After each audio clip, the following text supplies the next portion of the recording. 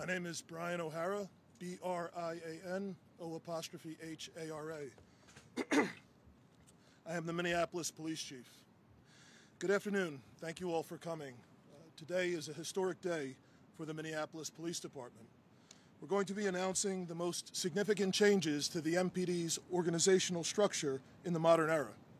But before I begin, I wanted to take a moment to acknowledge the great work of all of our police officers, but in particular, those members of our current command staff. Since I became the police chief here, the members of the current command staff have been responsive, have been loyal to their oaths, and have served our residents with professionalism and respect. I am thankful to all of them for their service. There are three consistent lenses through which each decision that I make for this department is driven by: reducing the number of victims of crime in this city, earning and maintaining the trust of the community we serve, and rebuilding our ranks while restoring pride in the MPD patch. When I was confirmed as Chief of Police in November of last year, it became clear to me that significant organizational structure changes were needed so that our department structure reflects our mission and enables us to have greater accountability over our efforts to reduce crime while earning trust with our community. In February of this year, I stood before the City Council and presented a vision for how the MPD needed to be structured in order to deliver the highest quality of policing services while earning the trust of our residents. One major hurdle that's been in this department's way has been a state statute limiting Minneapolis specifically to the number of command staff members that it could have appointed by the Chief of Police.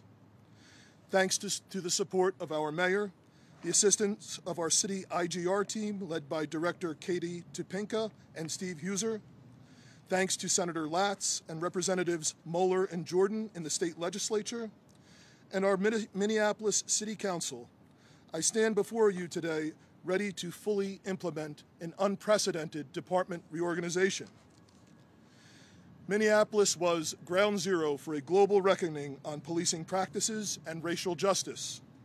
It is clear to me that Minneapolis can be the model. In fact, Minneapolis must be the model for how we move forward through healing of shared trauma, coming up with innovative solutions hand in hand with our residents and police officers, and above all, keeping all people safe. Having been chief of this department for the last 9 months, I've had the opportunity to see very clearly that there are abundant and immediate gaps. But what I have also seen is a department that is turning the tide in terms of violence through the sheer will and resiliency of the officers who made the choice to stay in the MPD and to continue to serve our residents despite unprecedented challenges. The reorganization that I am implementing today is going to give those officers the support and the leadership structure that they need, and more importantly, that they deserve. The new structure will ensure that on a day-to-day basis, no officer in this department is unclear of their responsibilities and of my expectations of them in accordance with our mission. Today, I want every officer in this department to know we are moving forward. The last 3 years have been defined by unprecedented darkness and trauma. We must draw closer with our community members who share and carry the weight of that same shared trauma. It is only through collective healing that we can chart a brighter and stronger future together. This reorganization will also provide the residents of this city with the ability to know that we do not have to sacrifice officer accountability or innovative and meaningful community engagement in order to keep them safe. In fact, the presence of this accountability and community engagement is central to our ability to keep our residents safe. These are not missions in competition with one another. No police force can reduce crime and maintain those crime reductions if we are not doing so in a way that enables us to earn people's trust. Effective today, I am restructuring the MPD into 2 divisions: Operations and Community Trust. Operations will be headed by Assistant Chief Katie Blackwell, and she will oversee the daily crime-fighting operations in the MPD. Assistant Chief Blackwell is a native of Minneapolis and a 23-year veteran of the MPD, having started her career as a community service officer. Over the course of her career, she has patrolled all 5 precincts and served as an investigator in the Assault Unit, Sex Crimes Unit, Violent Crimes Investigation Team, and the Homicide Unit. She's overseen the Training Division and was most recently the inspector of the 5th Precinct. In her spare time, Katie is also the highest-ranking female enlisted member of the Minnesota National Guard. She is assigned to the 84th Troop Command, 34th Infantry Division, with the rank of Brigade Command Sergeant Major. She has completed over 160 combat missions and has been wounded 3 times in battle.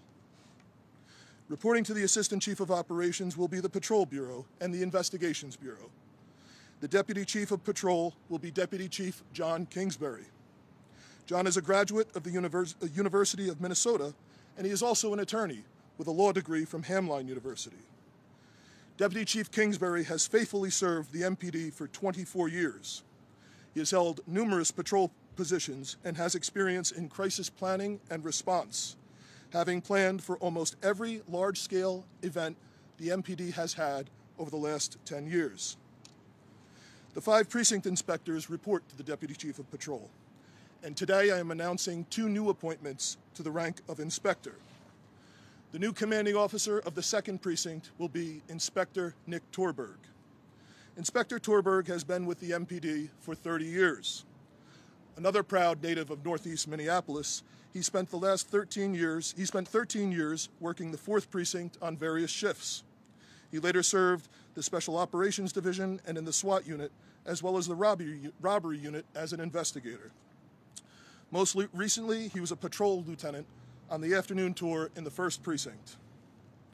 The new commanding officer of the 5th Precinct will be Inspector Christy Nelson, a U of M graduate with a degree in kinesiology and in football coaching. Inspector Nelson joined the MPD in 1997 and has spent most of her career on patrol. As an officer and a sergeant, she held positions in the 1st, 3rd, 4th, and 5th Precincts, as well as spending time in juvenile investigations, SWAT, and the narcotics unit. After her promotion to lieutenant, she held patrol leadership positions in the 2nd and 3rd Precincts, most recently serving as a patrol lieutenant in the 2nd Precinct. The Deputy Chief of Investigations will be Deputy Chief Jason Case. Deputy Chief Case has been with the MPD for 25 years, having served our nation as a military police officer both in the U.S. Army and the Army National Guard. Jason has been assigned to various patrol and investigations positions and has led the Leadership and Organizational Division, the Internal Affairs Division, the Violent Crimes Division, and before this appointment, the Strategic Operations Division. The 2nd new Assistant Chief will be the Assistant Chief of Community Trust and Engagement. That will be Assistant Chief Christopher Gators. Chris joined the MPD 29 years ago. A native of Ohio, Deputy Chief Gators has served in various roles in the Organized Crime Unit, the MPD's Gang Unit, the Anti-Terrorism Unit, the Intelligence Sharing and Analysis Center, before spending 15 years as a homicide investigator. Most recently, he served as Chief of Staff for the MPD.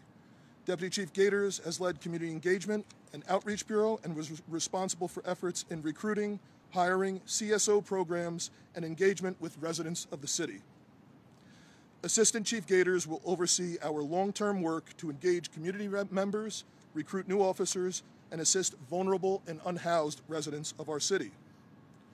Reporting up to Assistant Chief Gators will be the new Internal Affairs Bureau, the new Constitutional Policing Bureau, and the Professional Standards Bureau. The Deputy Chief overseeing the new Internal Affairs Bureau will be Deputy Chief DeChristopher Granger. Deputy Chief Granger is a 28-year veteran of the MPD, spending a large portion of his career as a homicide investigator and in SWAT. His most recent position has been Commander of the Internal Affairs Unit, but he's also served as a patrol officer in the 5th Precinct, as a lieutenant in the 4th Precinct, and as part of the Violent Crimes Investigation Division. He also served as the Super Bowl Intel and Investigations Section Chief. The Deputy Chief overseeing the new Constitutional Policing Bureau will be Deputy Chief Travis Glampy. This is not Travis's first time as a Deputy Chief in the MPD, having previously served as a Deputy Chief over the Professional Standards Bureau. He has also patrolled in almost every precinct, and he's provided oversight in the License Investigations Unit, Sex Crimes Unit, and Internal Affairs. As Deputy Chief of Constitutional Policing, his leadership will provide oversight for the bureau that houses the Implementation Unit, coordinates with the City Attorney's Office and other city departments, as well as serving as the liaison with community and other stakeholders to implement and achieve compliance with the MDHR settlement agreement and any potential federal consent decree. The Deputy Chief overseeing the Professional Standards Bureau will be Deputy Chief Mark Montgomery. Mark was born into police work, as his mother was St. Paul's first female police officer. In his 28 years with the MPD, he has patrolled the 1st Precinct and 4th Precinct, served in Internal Affairs, served as a Traffic Enforcement Patrol Sergeant, and as an MPD motorcycle instructor. As the Deputy Chief of Professional Standards, Chief Montgomery will oversee the Training Division, Administrative Services, and the Technology and Support Services divisions. The team standing before you today is the right team for the job. Together, we will ensure that every day we center all of our department operations and every decision made through our core goals: reducing the number of crime victims in this city, earning and maintaining trust with our residents, and rebuilding the ranks of this police force while restoring pride in the MPD patch. The department is in the midst of a defining and historic moment, and I am confident with the appointments that I am announcing today, we will have the right people in the right positions to move the MPD out of the darkness and trauma of the last 3 years into a brighter future together. I'll take any questions that you have. In terms of the setup, are you aware of any other departments in the country that do this? Where did the idea come from? Several departments. Well, for example, the structure between 2 assistant chiefs. The fire department here has been set up that way for a while. It's common with larger organizations, but in terms of what I think is most important, I think the department should be structured not to reflect some preconceived bureaucratic structure. It should be structured based on what is our mission and what are our goals. And it's very common in Baltimore, the LAPD, in Newark, in other cities that have been under federal consent decree. It is oftentimes required that there be an executive level person appointed to oversee reform. So this type of structure is very common with similarly situated cities, particularly those that are under court-mandated reforms. For people in Minneapolis who are going to be seeing this headline, MPD restructures, it's an easy thing to kind of gloss over. Why does it matter to people in the city the way you guys are structured? It matters to people in the city because this department is going to be structured, and we are going to do everything possible to achieve our mission. That's to keep all of our residents safe while earning trust with our residents, and also rebuilding this force and restoring pride in this department. We've already seen year to date a historic reduction in the amount of violence in this city, and that's being done at a time while we're still suffering through the lowest number of sworn staffing in decades. I think as of today, there's been, I believe, 135 fewer people shot in Minneapolis this year. That is a very real number. If you look at the amount of shootings and gun violence in this city during the summer months, from May until today, we are below the last 3 years, and we are actually on par with 2019. That is a huge achievement, especially when most other major cities in the U.S. can't say that, let alone this city, which has been ground zero for so many of these challenges. So we will be structured to have greater accountability and to continue to keep the foot on the pedal to reducing crime in a meaningful way, but also start working on earning trust and engaging in ways that we need to do so. Is Operation Endeavor still going on, and how does this impact that? There are a number of operations that continue to go on. That has been sort of weaved into a lot of the processes that we have, but this is something that's continuously evolving. We will be doing everything possible to continue to address the problems that we see with crime and violence, but also at the same time, we'll be doing everything possible not just to go through a list of reforms that the state gives us or a list of reforms that the Fed give us. Our measure of success will not be some statistic that we have officially. Our measure of success will be people in this city will feel safer, and more people in this city will say that they have trust in the MPD, that they've had more positive interactions with cops in this city, and that they believe our police officers, they know our police officers have their backs. That's the real measure of success. Chief, you talk about restoring trust here. Aside from this reorganization, are there any other tangible things on the table here right now to help improve that trust between the community and the department? So what has not adequately happened here, it's been obvious to me that everyone in this city wants progress. Everyone here has been through so much. Our cops, our residents, everyone wants to move forward, but what we have not done is we have not begun to heal. And I think internally, today is the day where we are sending a very clear signal internally that we are going to move forward, that we're going to try and begin that healing process together with these changes. But also for community, we need to be present in community, and we need to be hearing people out, and residents need to see that we are serious about including them in how we move forward together. So over the next few weeks, you will be seeing a number of community engagement sessions that will be occurring around issues with the MDHR settlement agreement. And I think that's something that, you know, residents will see. They'll be able to come and have their voices heard, and they will see that we are serious about ensuring that they are a part of these conversations, and we are serious about ensuring that our residents have their fingerprints on our policies, on our training, and our practices. And I think that's something that's necessary if we are going to all try and move forward together. Chief, this is a lot of oversight changes all at once. Do you anticipate any sort of disruption of services, say internal affairs, that sort of thing? No, there will be no disruption of services. This increases the amount of people available on the executive level to provide accountability, and that's absolutely necessary. I have found the structure here for supervisors is very heavy on the bottom, but is not sort of stratified in a logical way as you progress up. It does not reflect a logical staircase, and that's a long-term goal going forward. And some of the functions that will be included in some of these new bureaus will be structured in a way to ensure that we are correcting those problems. Are there any ways you think adding the structure could improve or make any changes to like levels, just like racial equity in the city, and just how people of color? That's definitely something that's on my mind as I make all of these decisions. That's something that's important for all of us going forward. But I think that's all of these issues are not things that we got into overnight. That's more of a long-term goal, but it's something that we have to be aware of very intentionally with everything that we're doing. When you said that you found that the structure was heavy on the bottom, Yep. you mean like? No, it's not sort of stratified in the way that other departments are, and that's something structural here. So, for example, there is not an assignment of detectives, if you will, in Minneapolis. Minneapolis has sergeants that conduct investigations. In most other police departments elsewhere in the country, major cities, sergeants are specifically supervisors.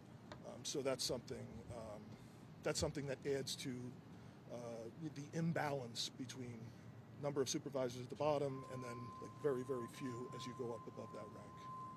And are there no other changes, like just to the structure otherwise, like precincts in the geographical structure? No, 5 precincts will remain the same, and today we're announcing 2 new inspectors for 2 of those precincts. The other 3 inspectors remain in their positions. There will be additional changes to appointed positions going forward. There's a number of commander positions in the department that's also appointed, but that's something that the new team and I will be figuring out as we move forward. Just building on Holly's question there, is there anything that you can do or are planning to do to address what you brought up about sergeants? Yeah, so that's something that would have to be resolved through collective bargaining if the city chooses to do that. But yeah. It sounds like a lot of people are having more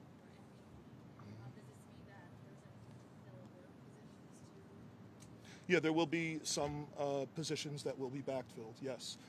But we will be looking at the current structure with this team and identifying which positions we don't need to fill, how we can divide things up differently under this new structure to do the most efficient job possible without losing any accountability over what's most important here.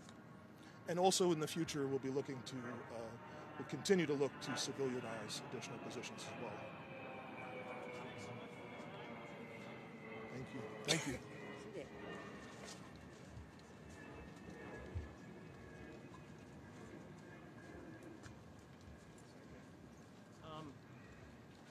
So right now, the chief and the assistant chiefs are going to make themselves available for further questioning.